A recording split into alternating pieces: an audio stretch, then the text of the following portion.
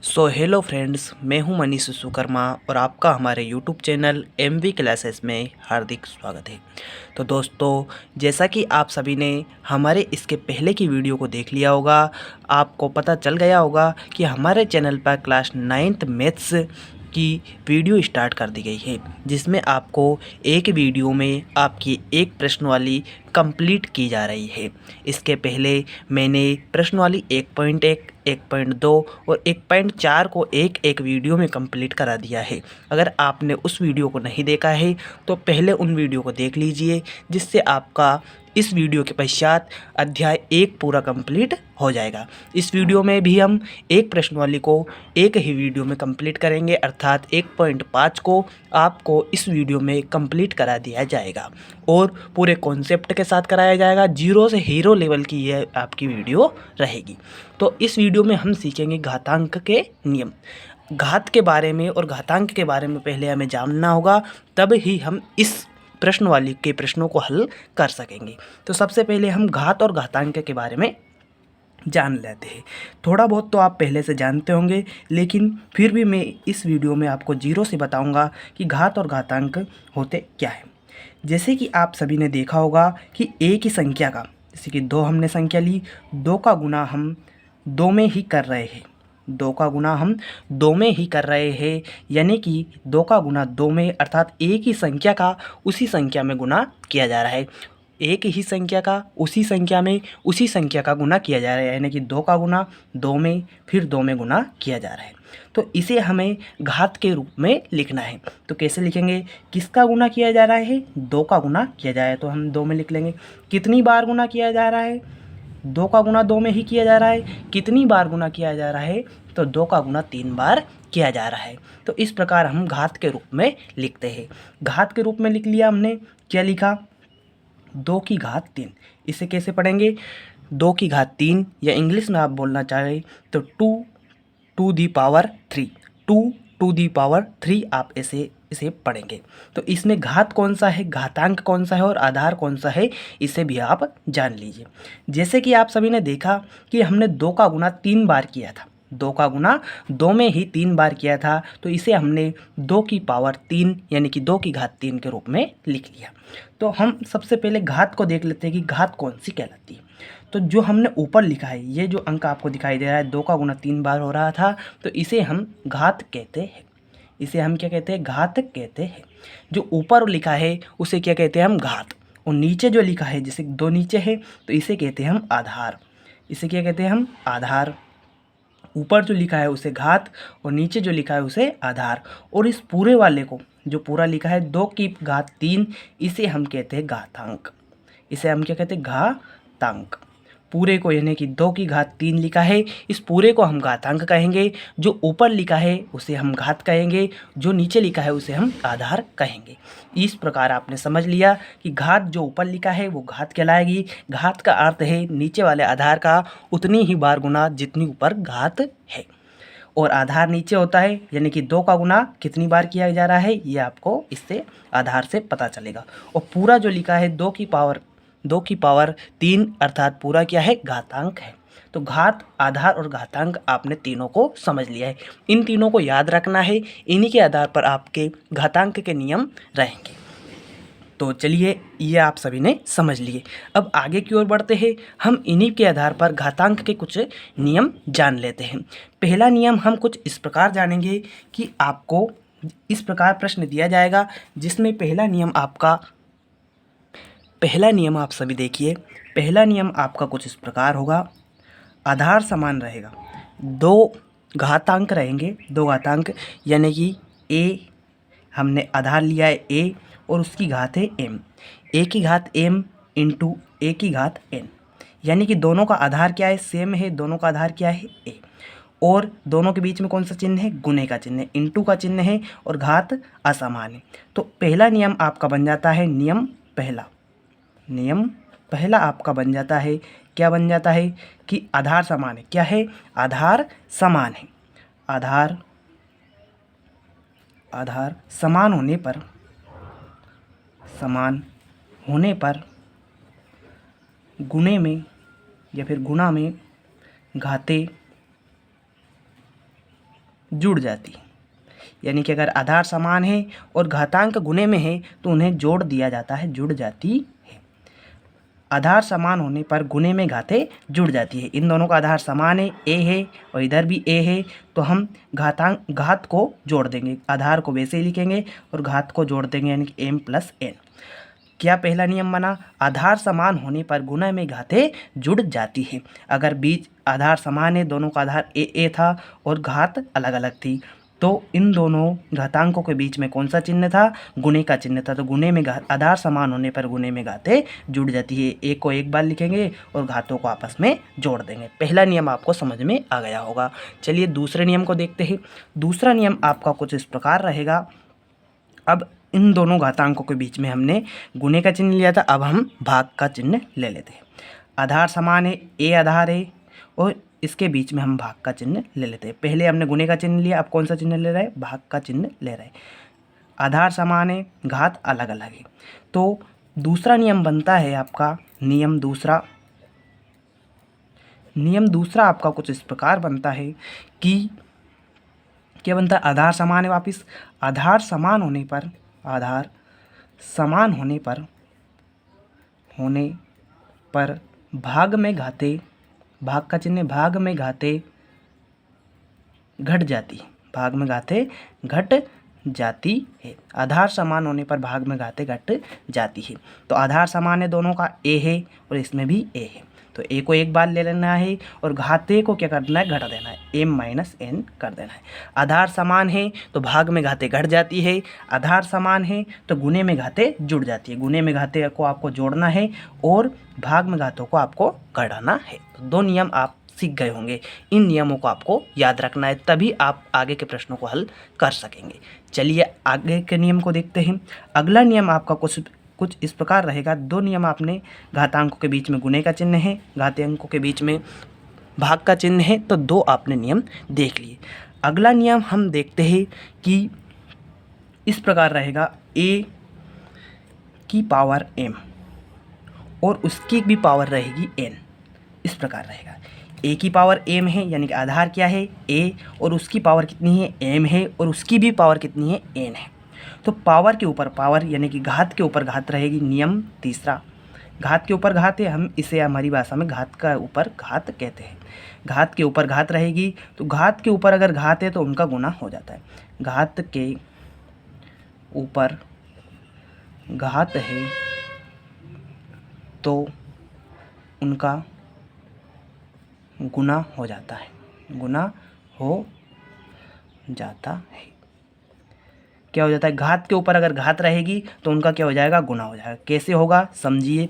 जिसकी आधार क्या है आपका? ए। आधार को आपको वैसे का वैसे लिखना है और घात के ऊपर घात है, ये एम की, ए की पावर m थी और उसकी पावर भी कितनी है? n है।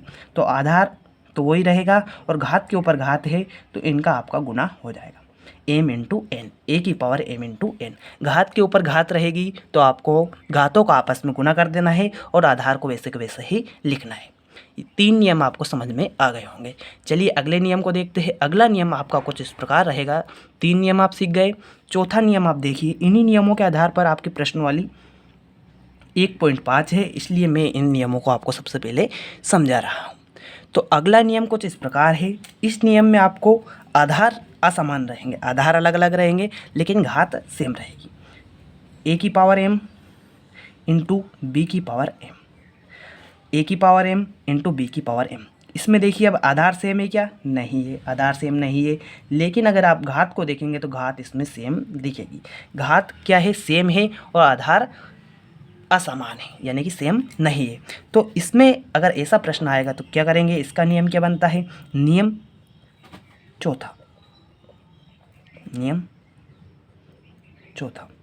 चौथा आपसे क्या कहता है कि अगर आधार असमान है, आधार असमान है और घात सेम है और घात समान है, तो आधार का गुना हो जाता है और घात वो की वही रहती है। आधार का गुना करना है, आधार का गुना और घात वो की वो ही रहेगी, वो ही रहेगी। कैसे करना है मैं बता देता हूँ। अब देखिए आप, आधार आपको दिया गया है ए और बी, आधार सेम नहीं, आधार क्या है, असमान है, और जो घात देख रहे हैं आप, घात समान है। तो इसमें क्या करना है आपको, बीच में कौन सा चिन्ह है, गुने का चिन्ह है, तो आपको ए लिख लेना है इंटू बी, ए इंटू बी, और दोनों की घात को सेम रखना है। 4 नियम मैंने बताए हैं, वापस रिवीजन करवा देता हूँ। पहला नियम मैंने बताया था कि आधार समान है और घात असमान है, और बीच में कौन सा चिन्ह है, गुने का चिन्ह है। गुने का चिन्ह होता है, आधार समान है तो गुने में घातें जुड़ जाती है, आधार समान होने पर गुने में घातें जुड़ जाती है। दूसरा नियम बताया, आधार समान है और बीच में भाग का चिन्ह है, तो आधार समान होने पर भाग में घातें घट जाती है। फिर मैंने बताया तीसरा नियम, इसमें घात के ऊपर घात थी, यानी कि ए की पावर m की पावर n, यानी कि एक की घात m और एक की घात n, तो घात के ऊपर घात रहेगी तो आधार तो वही रहेगा और घात का आपस में गुना हो जाएगा। घात के ऊपर घात है तो उनका गुना हो जाता है।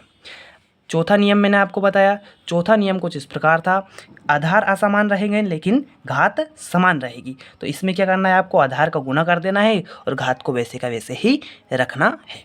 एक और आप देख लीजिए, छोटा सा जो आपको पता भी होगा शायद, पांचवा और एक नियम देख लीजिए। अगर कोई भी संख्या है, x के स्थान पर आप कोई भी संख्या लिख सकते हैं, उसकी घात अगर 0 है तो इसके बराबर में 1 होता है। x की घात 0 बराबर 1 होता है। इसका मतलब आपको समझ में आया कि नहीं, मैं चलिए समझा देता हूँ। x की घात 0 यानी कि x का गुना आपको एक बार भी नहीं करना है। ऊपर का मतलब क्या होता है, ऊपर 0 लिखा है यानी कि x का गुना एक बार भी आपको नहीं करना है। x का गुना एक बार भी नहीं करेंगे तो आप किसका गुना रहेगा, प्रत्येक संख्या में 1 का गुना तो होता ही होता है, तो इसके बराबर में क्या जाएगा, 1 आ जाएगा। x की घात 0 यानी कि x का आपको एक बार भी गुना नहीं करना है तो 1 आएगा ही सही, तो x की घात 0 बराबर क्या होता है, 1। तो आपने इस प्रकार इन नियमों को सीख लिया है। तो चलिए अब हम प्रश्नवाली की ओर बढ़ते हैं।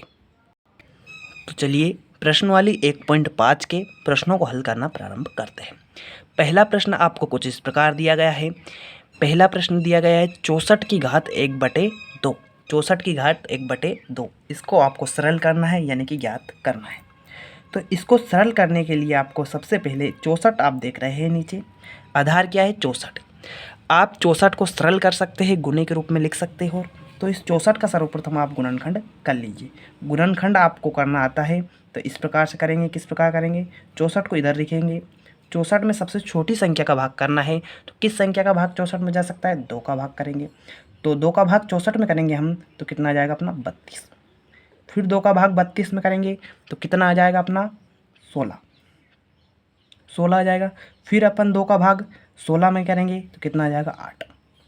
फिर हम 2 का भाग 8 में करेंगे तो कितना आ जाएगा 4। फिर 4 में अपन 2 का भाग करेंगे तो कितना आ जाएगा 2।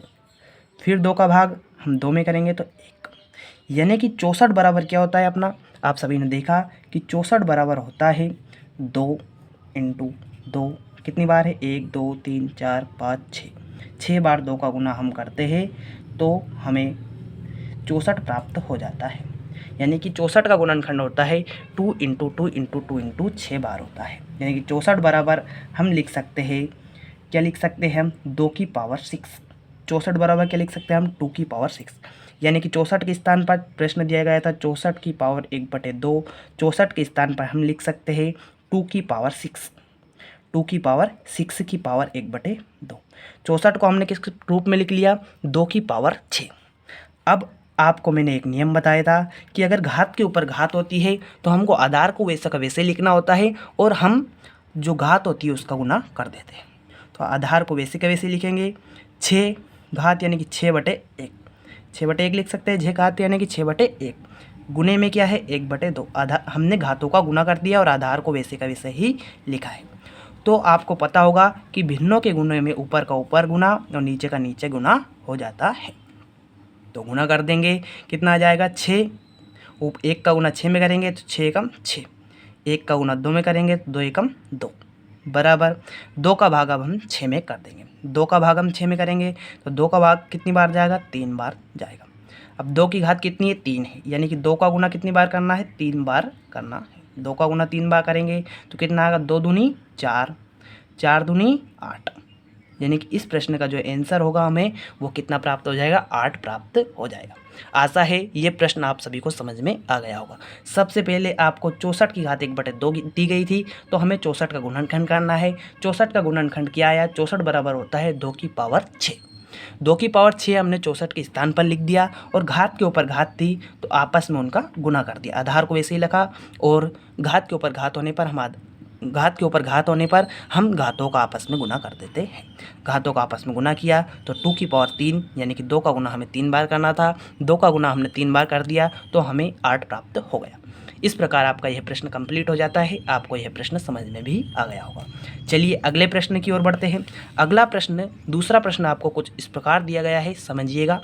दूसरा प्रश्न भी इसी तरीके का है, इसी तरीके से आप दूसरा प्रश्न भी हल कर सकेंगे।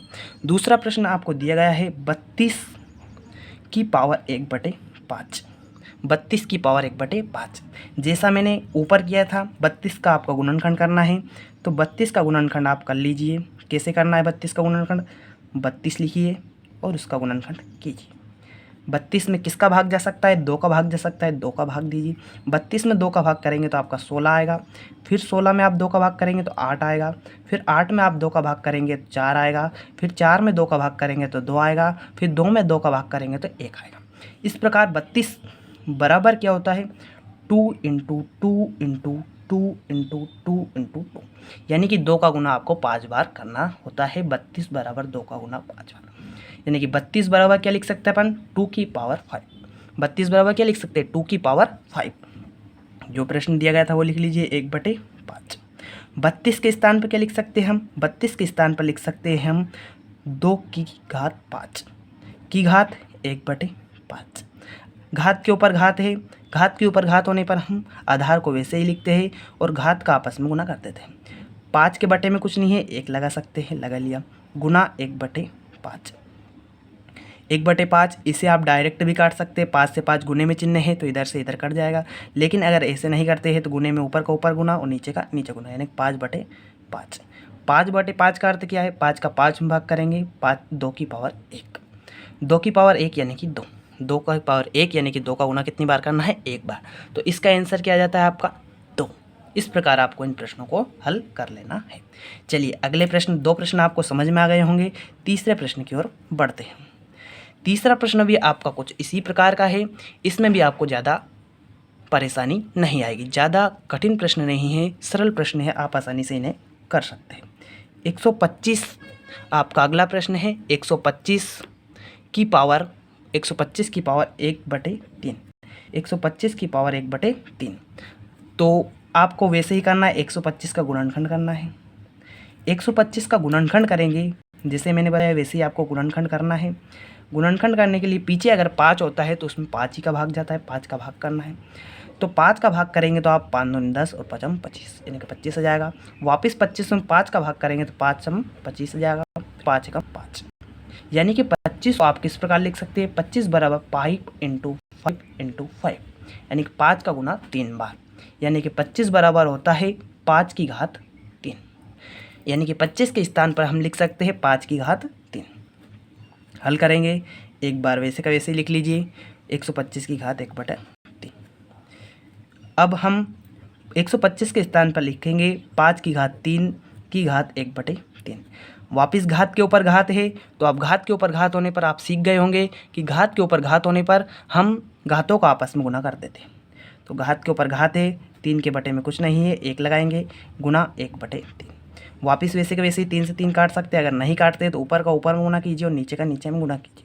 3/3 बराबर 5 की घात 1। 5 की घात 1 यानी कि 5। इस प्रकार आपके तीनों प्रश्न सोल्व हो जाता है। तीनों में एक ही टेक्निक लगानी, घात के ऊपर घात है तो आधार को वैसे का वैसे ही लिखना है और घात का आपस में गुना कर देना है। इस प्रकार आपके 3 प्रश्न सोल्व होते हैं। चलिए अगले प्रश्नों को देखते हैं। चलिए अगले प्रश्नों को हल करते हैं। अगला प्रश्न आपका दूसरे का पहला कुछ इस प्रकार दिया गया है। 9 की पावर 3/2। 9 की पावर 3/2 अर्थात 9 की घात 3। आपको वैसे ही करना है। आधार में आपको 9 दिया गया है, आप 9 का गुणनखंड कर सकते हैं। 9 को और सरल कर सकते हैं। कितना कर सकते हैं, 9 में किसका भाग जाएगा, 2 का भाग नहीं जा सकता है क्योंकि विषम संख्या है। 2 का भाग नहीं जाएगा, 3 का भाग देके देखेंगे, 3 का भाग जा सकता है। 3 3 का 9, 3 एकम 3, यानी कि 9 को अपन किस प्रकार लिख सकते हैं, 9 हम लिख सकते हैं 3 इंटू 3, 3 इंटू 3 यानी कि 3 की पावर 2, 3 की घात 2। तो हम इसे हल करने के लिए 9 के स्थान पे क्या लिख सकते हैं, 3 की घात 2, 3 की घात 2 की घात 3/2 जो हमें पहले से प्रश्न में दी गई थी। इस प्रकार यह प्रश्न आ जाएगा। अब इसे आप आगे सोल्व करना चाहेंगे तो क्या हो जाएगा, घात के ऊपर घात है तो 2 के बटे में कुछ नहीं है यानी कि 1 लगा दीजिए, गुने में 3 की घात 2। आप वैसे ही मैंने वजह से बताया 2 से 2 आप काट सकते हैं, नहीं काटते हैं तो ऊपर का ऊपर में गुना कीजिए और नीचे का नीचे में गुना कर, 3 दूनी 6/2। अब बटे का अर्थ क्या होता है, नीचे वाली संख्या को ऊपर में भाग, 2 का भाग आप 6 में कर दीजिए, 2 का भाग आप 6 में करेंगे तो कितना आ जाएगा, 3 दूनी 6 यानी कि 3 आ जाएगा। 3 की घात 3 यानी कि 3 का गुना कितनी बार करना है, 3 बार करना है। 3 का गुना आप 3 बार करेंगे तो 3 3 9 आ जाएगा और 9 3 27, कितना आ जाएगा 27, यानी कि 9 की घात 3/2 बराबर क्या होगा आपका 27। सबसे पहले जैसे पहले प्रश्न किए थे वैसे ही करना है, आधार का आपको गुणनखंड कर लेना है, आधार का गुणनखंड किया तो 3 इंटू 3 आया यानी कि 9 बराबर आपके 3 की घात 2।